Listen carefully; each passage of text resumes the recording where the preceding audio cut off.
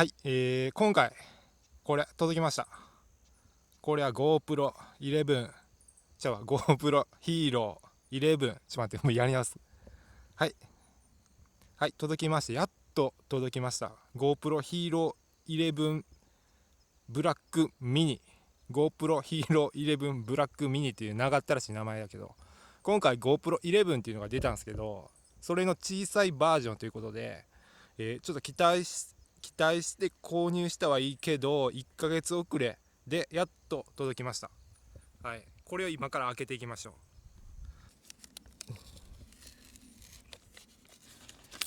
う。もう今これおら、はい、出てきましたね。これ、特徴を見ていきますとこんな感じですね。中身は GoPro11 ブラックと一緒、ほぼ一緒でありますが、ただね、外部マイクが使えないとか、いろいろバッテリーが内蔵式とか、そういう制約があります。本体小さい代わりにそういう制約があるという。そして中を開けると、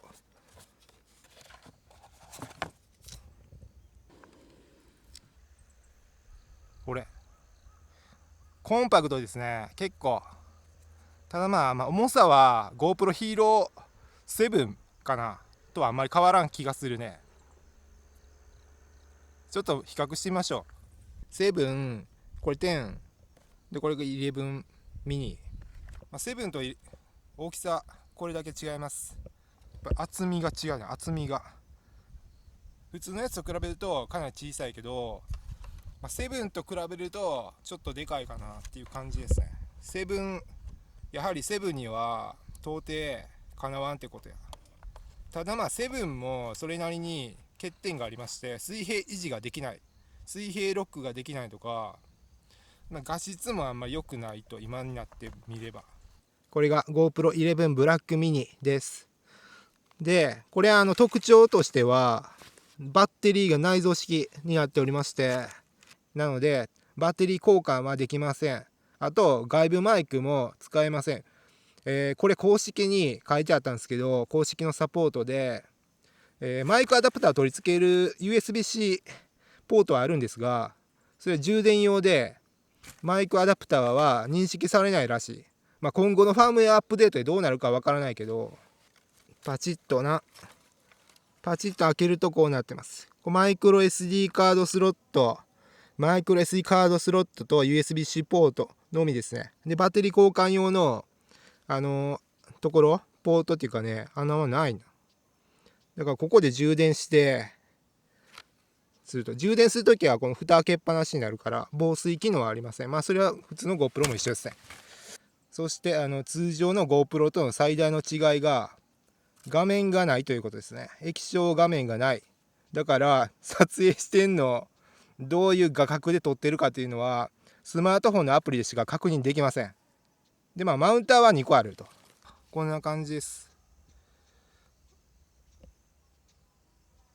でこれかなり熱くなるみたいなんで、連続撮影、バイクで使う場合だったら風当たるか。でも固定カメラとかで使うのには全く向いていません。一応これそれだけ熱くなるぞっていうので、ここにこれ見て、これひだひだになってるやん。放熱フィンみたいになってるやん。放熱フィンみたいになってて、ここで放熱できるようになってます。うわー危ねえ、これやばいやばいやばいやばいやばい。こんな砂利のとこで落としたらお前傷つくぞ。画面ちゃうわ、レンズに。でもこのレンズは交換できるようになっていまして、11と同じですね。で MAX レンズも取り付け可能で、 MAX レンズは12月に提供されるファームウェアアップデートで使えるようになります。というわけでとりあえず使っていきましょうか。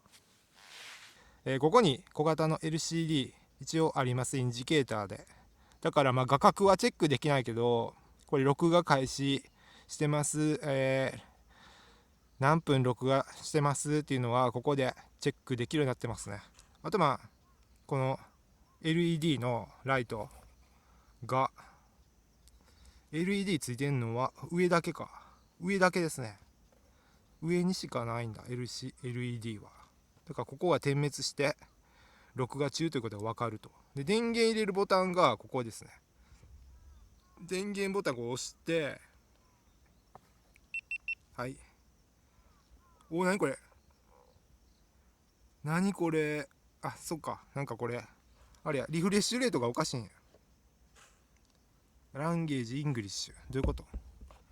ランゲージ選べってことか。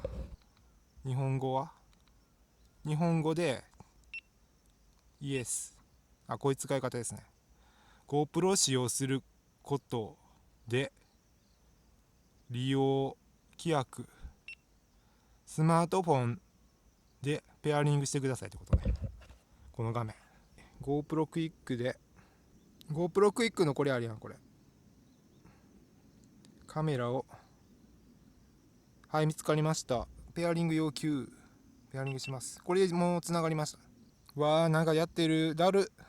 最新ファームウェア、今頃、もうこれ、なんかセットアップ家でやってきた方が良かったね。まあいいか。開封の儀をやりたかったからな。で、まあこれ、ファームウェアアップデートしばしお待ちをくださいってことで。すごい、ファームウェアアップデート今頃やってる。ファームウェアアップデート完了しまして、で、なんかこういうの出ましたな。で、このアプリで操作するんですけど、GoPro 9あたりからかな。なんか、撮影しながらのプレビューができなくなったんで、だから画角決めてから録画開始すると、録画を一旦止めるまではこの画角チェックができないという。コントロールプロとかようわからんな。音声コントロール。音声コントロールの言語、ベイ。これは日本語。Wi-Fi の帯域 5GHz。電子音中。電子音でかくしようか。電子音こう。はい。LED オン。方向すべて。言語。アンチフリッカー 60Hz。もう 60Hz でいいだろう、これ。関西。完了。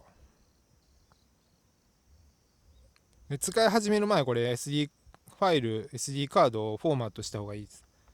これなんか8おる、8おる、8ちゃうんか、これ。来た来た来た来た来た来た。お、カメムシ来たー。カメムシ飛んできました。向こう行ってくれ。はい、というわけで、こっからこれで設定するんだ。解像度 4K、フレーム60。レンズ広角じゃなくてスーパービュー、ハイパービューにしようか。ハイパービュー、ハイパースムースオン。プロチューンオフ、ビットレート標準、シャッター。まあとりあえず標準でやっていきましょうか。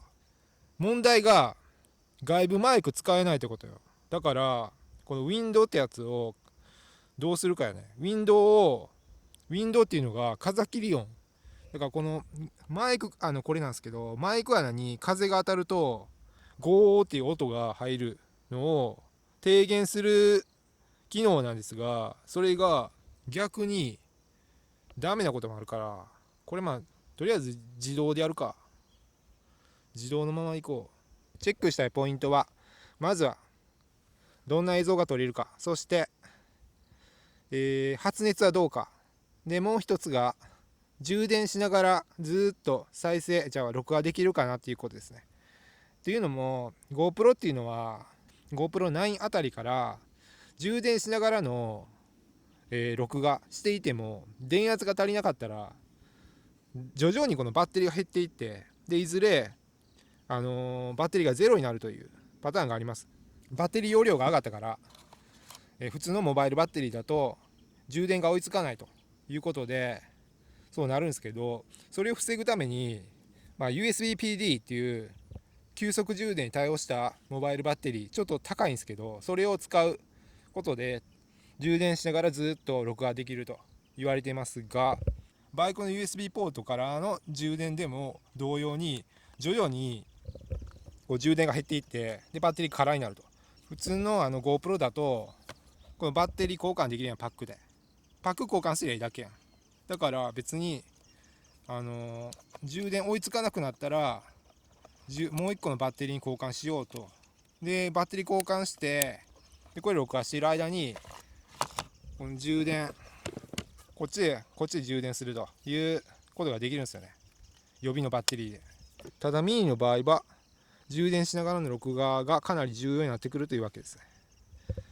じゃあとりあえずこれで走ってみて、発熱はまあ今の時期はまあ大丈夫でしょうか。どうでしょうか。まあ、一応録画してみようか。これピッて言って録画開始するとこうなる。でまあ録画中はプレビューできないということです。充電 70% なんでそろそろやりましょうか。行きましょう。じゃあとりあえずバイクで走ってどれだけ取れるかチェックしようか。していこうか。ただまあミニの場合は常にこれ Wi-Fi 接続しないといけないんで、どうしても発熱が問題になりそうやな。これ Wi-Fi 起動してるとそれだけでもかなり発熱しますからね。だからこの放熱するこれがかなり重要じゃね。どうなんだろうね。でマウントしてみて、で外部マイク使えないからどうなんでしょう。行きましょう。とりあえず